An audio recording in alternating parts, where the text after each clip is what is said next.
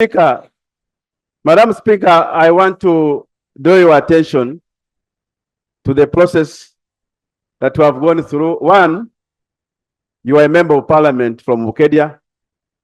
All these ones are member of parliament apart from the ex-officials.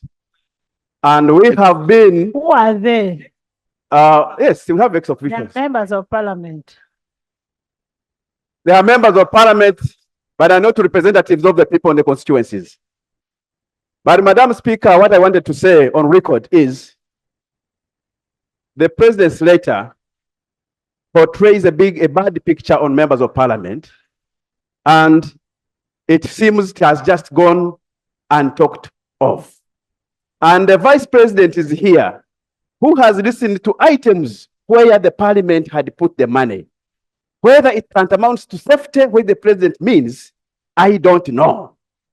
Madam Speaker, going forward, one man called King Macbeth said, I don't know the word success, but the word failure is when you want to appease everybody. The appeasement that we are seeking for is going to dupe this parliament and bring it down if we cannot stand. Because, Madam Speaker, the health centers we are talking about and the dilapidated state, and if the president is free to see the dilapidated schools, the dilapidated health centers, where we had put the money, let it be. I am a member of parliament from NRM side, but I think I have moved forward to make sure we move resources to where we are canvassing votes for the NRM. So continue castigating parliament in the name of safety. It is wrong, and they should withdraw this statement. This letter is castigating parliament that we are thieves, yet we have indicated where we had put money. So procedure, so, Madam Speaker, I want to applaud you, but I want to request you, in the future, we need to bring the president to appreciate what the members of parliament are doing in good faith. Thank you. Honorable members, can I hear from Dr. Mona? They are concentrating. What they don't want is to see an MP who is extremely eager to play their role. And now what they are simply doing is to just turn us into, I cannot even believe how you go and you mislead the president. I don't know who advised the president to rate that parliament is corrupt. How can you really get the head of state mess up like this for the whole entire world? Because whatever we are seeing here is going to the whole world. How can the whole head of state, the fountain of honor, be misled to write such bad letters that are giving the image of this country a negativity? I think, Madam Speaker, Madam Chair, we need you to be very mindful, because we have seen. Thank you. Madam Chair, I have been seeing you being attacked. I have been watching what is going on against you, and now they are going from you, then they are going to the members, and then the next they will say we don't need the parliament in this country. So I think this is where we must protect Ugandans, the power of Ugandans through their members of parliament. Honorable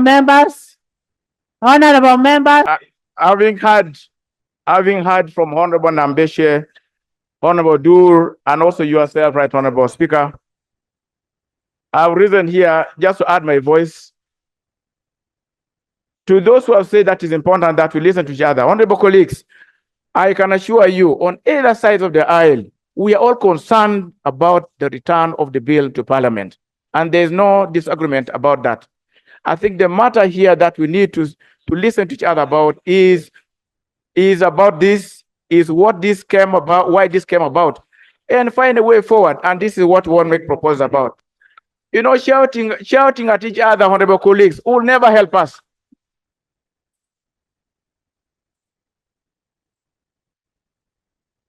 Okay, Right Honorable Speaker. Order, Right Honorable Speaker.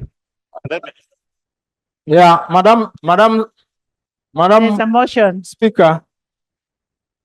A motion. In information. Madam Speaker, having listened to the various parties make their case, I want to move that we move to Committee on Supply, so that we specifically look at what we can be able to supply based on the president's proposal. There are areas where we may disagree. There are areas where we may buy into his proposal, and this is where I invite members to keenly follow those issues. Speaker, I beg to Madam move. Speaker, Is that second? Madam- There is a motion. You- for the last 4 hours, no woman has There is spoken here. there is a motion. Okay, you second the motion. Madam Speaker, there are 2 wrongs that must be put right here. Are you seconding the motion? One of them, I will second, but let me speak. Hey, One of the wrongs, mistake which must not repeat itself. The imagination that this parliament made a mistake by identifying the priorities of the citizens of Uganda. That's very wrong. We have removed that money, which we are saying to give access to drinking water, clean water to Ugandans. And we're saying it's not a priority. That's mistake number 1. Mistake number 2 is the impression that those priorities of citizens are not the priorities of the president. It is a mistake. It is political mistake. I want this house to get it right. If the problem is money, we have a budget of 72 trillion. We are only talking about 750, 0.75 trillion out of a 72 trillion budget. These mistakes, I have agreed we can proceed. We will proceed just because it is normal to proceed for the sake of peace. But these wrongs will haunt us. I second. what do you second? There is a motion. That we proceed for the sake of harmony and peace. Madam Speaker, I will remind you. Are you stop pointing at me? Okay, the problem is the hands. The hands speak louder than the voice. The problem Madam is the hands, and I need your attention, Madam Speaker. I sat here and listened when the Prime Minister was speaking. I listened. In fact, I don't even want to mention about the Mabati, which she talked about. I will not talk about it. She said that money is not necessary. I have said it cannot, it is okay, it can go. But these 2 wrongs must be corrected. Right, This house made the right thing, as read by my chairman. He made a clear please protest. statement. Second the motion. Madam Speaker, so the motion can proceed in the interest of harmony. Right, Honorable Speaker. Madam Speaker, Yes, right, Honorable Speaker, I second the motion. Madam Thank you. Speaker, as we second the motion. Allow me to have an opportunity. I am the leader of government business in this house. Right, Honorable Speaker and honorable colleagues. In 2021, the NRM government presented a manifesto. And the people of Uganda voted against that manifesto as brought by the president.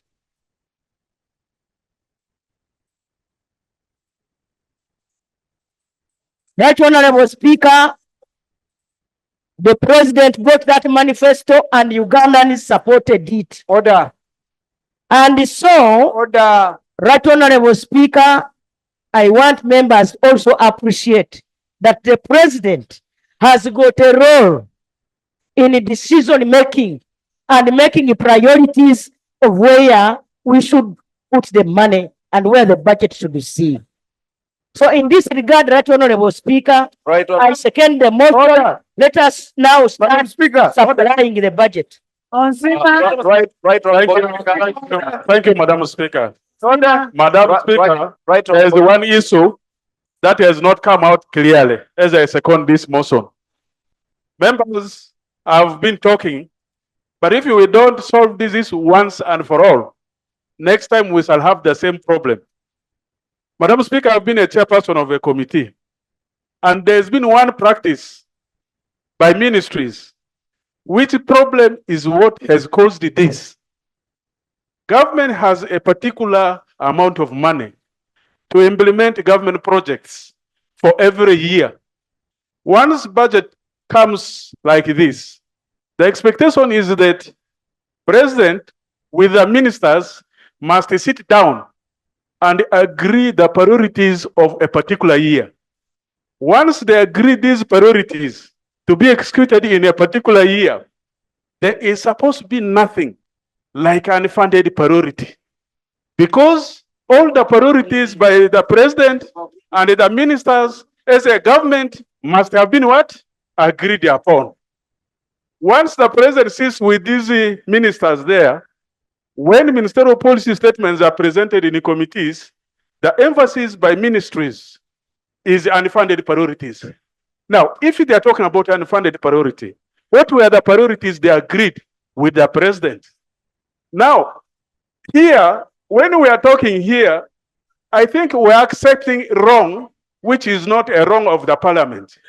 No particular committee sat down, got items, and allocated. Some of these allocations, just allow me. Honorable Nzima, Yes, please. so the wrong starts from the ministry. Yes, to yes. finance, Can I finance explain? to- Can I explain? To cabinet. Madam Speaker, I don't want information. All of you have spoken. Let me speak.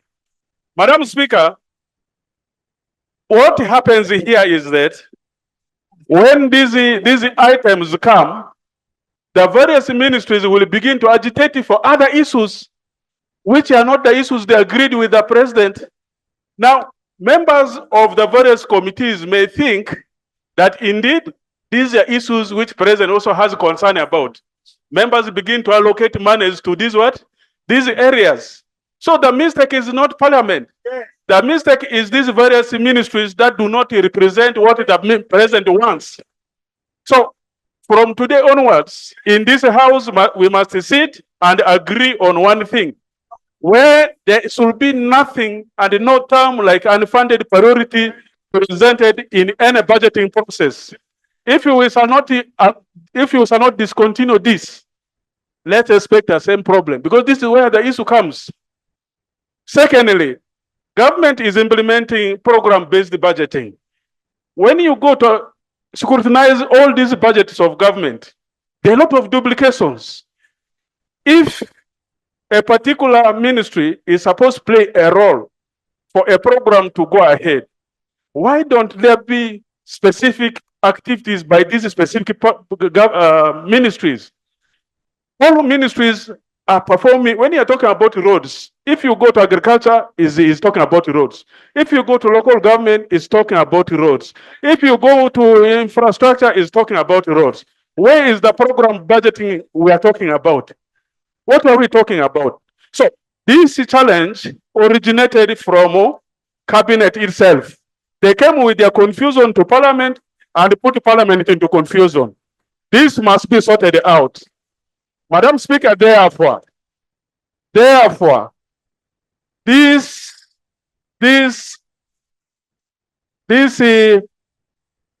arguments we are raising here, if you were to ask the chairperson of budget committee to outline some of these areas he has talked about, you'll find that these are areas that come from specific ministries. They are not thinking of parliament, that members of parliament thought about these things and put them in the budget process. No, these are issues that were presented by the various ministries. So we should therefore sort this once and for all, because the whole impression outside there is as if we have taken money, we have done Thank what. you. I therefore second the motion that let's go to Committee of Supply and look at these items specifically. I thank you, Madam Speaker. And the finance, the project budgeting system should start with activities so that they merge together. There is I want you to come. Speaker. Right Honorable Speaker, I've had the benefit of being a member of the Budget Committee for the last 7.5 years. And I've had the benefit of now for the last few months of being a chairperson of the Public Accounts Committee. Right Honorable Speaker, as we grapple with this issue, there is a big elephant in this house. And once we don't address it, we will be back to square one. One, as the Honorable Chair has put it, government is doing a shoddy job. Government ministers are letting this parliament down. They are actually abusing your courtesy. And I will elaborate. Right Honorable Minister, for as long as government does not stick to its budget, now we've passed this budget today, amidst all this crisis, don't be so surprised that next week the Minister of Finance will sit and repurpose this budget again and we come up with a supplementary under 3%. Now, as we do all this with embarrassment, can we get a commitment from the minister that whatever we do, come in the next 2 months, you are not going to sit down and repurpose and reallocate money that we have passed? Give us a commitment that we are not going to do it. Because as you crucify Parliament, for reallocation every single year, for as long as I've been around, you would do on first thing to do in the budget is to go for a 3%. You even disregard things Parliament has totally rejected. Thank you. Second issue I want the minister to know, that as we pass the budget, we normally give you a ceiling. And let's go back to that principle. The law requires us, as we pass a budget framework paper, to give them a ceiling, for which ceiling they cannot deviate from. But this is the government that brings addendums to the budget up to the last day. Can they commit that never again will they bring an addendum to the budget at the final hour of appropriation? 14 trillion, for heaven's sake. How do you consider it in one night? Even if you are magical. These are fundamental things. The last thing we want to do. Last year they blackmailed you, passing money and treasury operations. I've seen the audit report. You gave them a budget of 1.4 trillion and saying these are statutory obligations. 770 billion out of the 1.4 trillion was unspent. They did not spend it. They just left it out there. And they blackmailed Parliament. It had touched statutory obligations. General Kavuma, what is happening there? So, Right Honorable Speaker, I want to invite this Parliament, because I'll come with it but you can even sort it now. We need to interrogate statutory budget. Treasury operation, that vote 130 has a lot of loopholes. Billions of money are piled there and spent. I've discovered 400 million, which they cannot account for. Honorable Minister of Finance, I'm going to ask Auditor General to do a forensic audit on vote 130. Vote 130. Right Honorable Speaker, I want the minister to commit here the big animal in the house.